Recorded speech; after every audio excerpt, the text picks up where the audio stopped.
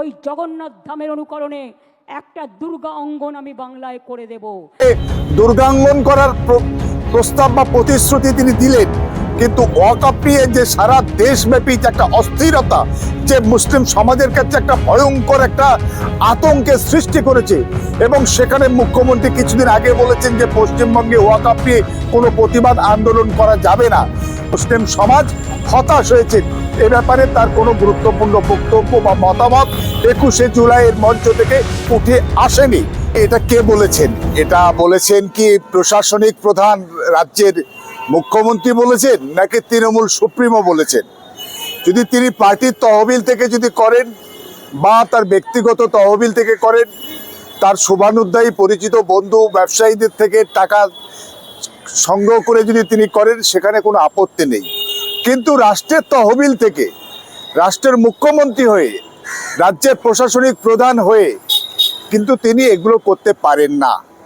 কারণ হচ্ছে ভারতবর্ষের সংবিধানের আর্টিকেল 27-এ স্পষ্টভাবে বলা হয়েছে যে ভারতবর্ষের সাধারণ নাগরিকদের ট্যাক্সের টাকায় কোনো একটি নির্দিষ্ট ধর্মের কোনো রকম পৃষ্ঠপোষকতা কাঙ্ক্ষিত নয়, বাঞ্ছিত নয়।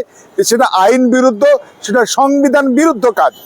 ফলে সেখানে আমি মনে করি যদি প্রশাসনিক প্রধান বা মুখ্যমন্ত্রী হিসাবে তিনি যেটা বলেন, এটা কখনোই এটা যথাযথ নয়, এটা ভারতবর্ষের আইন এবং সংবিধানের সঙ্গে সাযুজ্যপূর্ণ নয়। আর তাছাড়াও আসলে রাষ্ট্রের যিনি মুখ্যমন্ত্রী, তিনি তো শুধুমাত্র কোন একটি ধর্মের মুখ্যমন্ত্রী নন, তিনি তো সব ধর্ম, বর্ণ, জাতি মানুষের মুখ্যমন্ত্রী। ফলে কোনো একটি ধর্মের পৃষ্ঠপোষকতা কখনোই কাঙ্ক্ষিত নয়। যদি বলেন ইমাম ভাতা, আমি মনে করি যদি রাষ্ট্রীয় কোষাগার থেকে ইমাম ভাতা দেওয়া হয় বা পুরোহিত ভাতা দিতে হয়, সেটাও একইভাবে সংবিধান বিরুদ্ধ কাজ। আর তাছাড়াও মনে রাখতে হবে যে দেশের অনেক সমস্যা রয়েছে, অনেক কাজ পড়ে রয়েছে। আজকের বেকার যুবকদের চাকরি বাকরির সুযোগ নেই, আজকের শিক্ষা চাকরি সেখানে চূড়ান্ত অব্যবস্থা, বিভিন্ন রকম দুর্নীতির অভিযোগ রয়েছে। সেগুলো সমস্যার সমাধান করা দরকার। সেগুলো না করে দুর্গাঙ্গন, কোথায় জগন্নাথ মন্দির, কোথায় ইত্যাদি ইত্যাদি সব ধর্মীয় ব্যাপার স্যাপার, এগুলোতে কখনোই কাঙ্ক্ষিত নয়, উচিত নয়। আসলে ভারতীয় জনতা পার্টি, বিজেপি একটা ভয়ঙ্কর সাম্প্রদায়িক দল। তারা তাদের জন্ম লগ্ন থেকেই হিন্দু মুসলমান আর সাম্প্রদায়িক বিদ্বেষ, সাম্প্রদায়িক বাটোয়ারা, সাম্প্রদায়িক বিভেদ তৈরি তারা প্রচেষ্টা চালাচ্ছে। এবং তারা বোধহয় অন্যান্য রাজনৈতিক দলগুলোকে বিভিন্ন রকমভাবে বাধ্য করছে, প্রভোগ করছে, যে ব্যাপারটা হচ্ছে তাদের সঙ্গে মানে একটা এই উগ্র হিন্দুত্ববাদী যে সংস্কৃতি, সেখানে একটা প্রতিযোগিতায় নামানো। সেখানে যদি আজকের শাসক দল রাজ্যের তৃণমূল যদি তাদের ফাঁদে পা দিয়ে দেয়, এবং সেখানে হচ্ছে যে হিন্দুত্বের যে একটা প্রতিযোগিতা, কে কত হিন্দুত্ববাদী, তার প্রতিযোগিতায় যদি নেমে পড়েন, সেটা কিন্তু দেশের গণতন্ত্র, দেশের ধর্মনিরপেক্ষতার পক্ষে একটা অশনি সংকেত। সেটা কখনোই কাঙ্ক্ষিত নয়। আসলে ভারতীয় জনতা পার্টির বিভিন্ন সাইজের নেতারা, নরেন্দ্র মোদী থেকে অমিত শাহ, মাঝে মাঝেই বলেন যে দুর্গা আর নাকি পূজা করতে দেওয়া হয় না, সরস্বতী পুজো করতে দেওয়া হয় না, ইত্যাদি ইত্যাদি। প্রতি মুহূর্তে একটা ধুঁয়ো তোলে, হুজুক তোলে, একটা সাম্প্রদায়িক প্রচারণা তোলে। এবং সেখান থেকে যদি আজকে শাসক রাজ্যের তৃণমূল কংগ্রেস, তারা যদি তাদের ফাঁদে পা দিয়ে আজকে সেই সাম্প্রদায়িক জিগির বা বিভিন্ন মন্দির মসজিদের খেলায় নেমে পড়ে, সেটাও কিন্তু আমাদের জন্য দুর্ভাগ্য, গণতন্ত্রের জন্য দুর্ভাগ্য, এবং সেটা কখনোই সমাজের জন্য, দেশের জন্য, রাজ্যের জন্য কখনো সেটা ভালো হতে পারে না। তাই আমি মনে করি আজকের নরম হিন্দুত্ব কখনোই চরম হিন্দুত্বের মোকাবিলায় কাজ করে না। আজকের RSS, বজরং দল, বিশ্ব হিন্দু পরিষদ, যেমন আজকের তাদেরই রাজনৈতিক শাখা হচ্ছে বিজেপি, তারা উগ্র হিন্দুত্বের খেলায় তারা মাতোয়ারা, এবং তারা একেবারে উদ্দামতা তারা তৈরি করার চেষ্টা করছে। সেখানে সেই চরম হিন্দুত্বের মোকাবিলায় আজকে বিভিন্ন সময় কংগ্রেস বা অন্যান্য তথাকথিত সেকুলার রাজনৈতিক দলগুলো নরম হিন্দুত্বের পথ ধরার চেষ্টা করেছে, কিন্তু তাতে কিন্তু কোনো লাভ হয়নি। চরম হিন্দুত্বের মোকাবিলায় কখনো নরম হিন্দুত্ব কোনোদিন কার্যকরী হতে পারে না।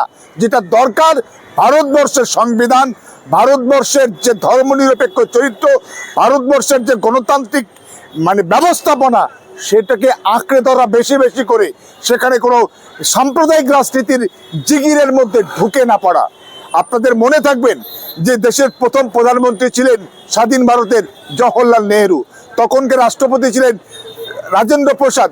রাজেন্দ্র প্রসাদ যখন একটা নির্দিষ্ট সোমনাথ মন্দির উদ্বোধনে সেখানে গিয়েছিলেন, সেখানে কিন্তু জওহরলাল নেহেরু কিন্তু তাকে বলেছিলেন যে না, এটা আপনি না গেলেই ভালো করতেন, কারণ আপনি ধর্মনিরপেক্ষ ভারতবর্ষের একজন রাষ্ট্রপতি, সেখানে আপনি একটা প্রশাসনিক পদে রয়েছেন, সেটা থেকে আপনি বা সাংবিধানিক পদে থেকে আপনি কখনো কোনো একটা নির্দিষ্ট ধর্মের একটা ধর্মস্থান উদ্বোধনে সেখানে আপনি যেতে পারেন না, যা ওটা কাঙ্ক্ষিত নয়।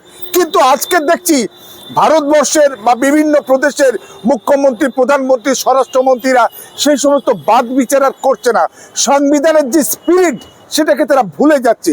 ভারতবর্ষ সেই দেশ যেখানে প্রায় 3000 ধর্মাবলম্বী মানুষ বাস করে।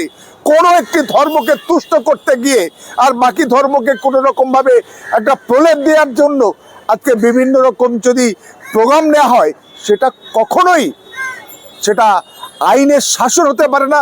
সংবিধান ভারতবর্ষের যেটা এখনো অক্ষুণ্ণ আছে, যেটাকে নস্যাৎ করতে চায় আরএসএস, বিজেপি, সেটাকে কিন্তু কোনোভাবেই অন্য কোনো রাজনৈতিক দল যদি তাদের সেই সাম্প্রদায়িক মেরুকরণের রাজনীতির পাতা ফাঁদে পা দিয়ে দেয়, সেটা কিন্তু ভারতবর্ষের জন্য, পশ্চিমবঙ্গের জন্য অত্যন্ত দুর্ভাগ্যের এবং লজ্জার।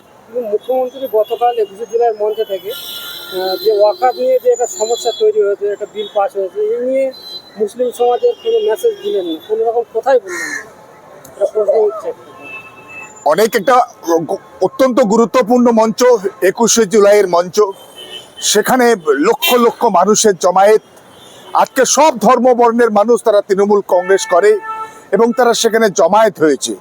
সেখানে মুখ্যমন্ত্রী যে বার্নিং যে বিভিন্ন ইস্যু, সেগুলো বিষয়ে আলোকপাত করবেন, তার অবস্থান পরিষ্কার করবেন, রাজ্য সরকারের অবস্থান তার মুখ দিয়ে পরিষ্কার হবে, এটাই স্বাভাবিকভাবে মানুষের চাওয়া ছিল।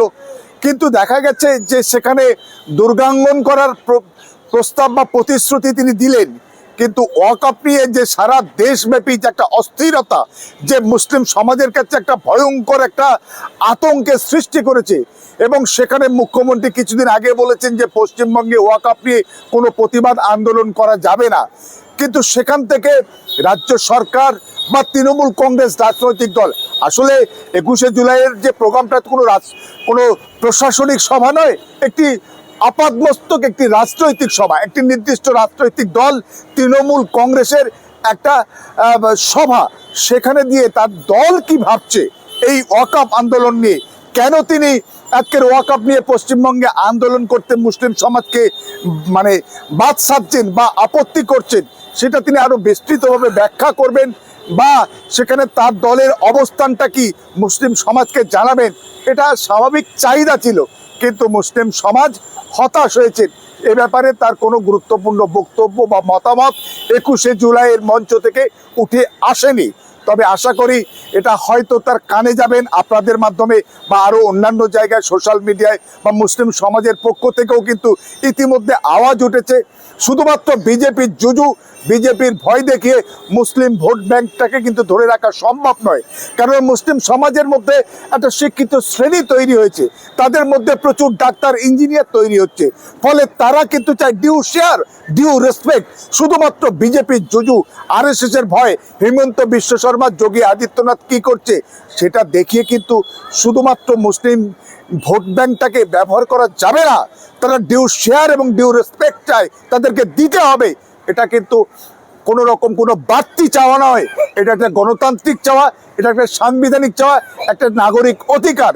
সেইটাকে কিন্তু আমার বোধ হয় প্রত্যেকটি রাজনৈতিক দলের মাথায় রাখা দরকার এবং মনে রাখা দরকার। যদি তা না হয় তাহলে কিন্তু তারা তাদের মতো করে ভাববে, চিন্তা করবে এবং তারা পথ রচনা করবে, এটাই স্বাভাবিক।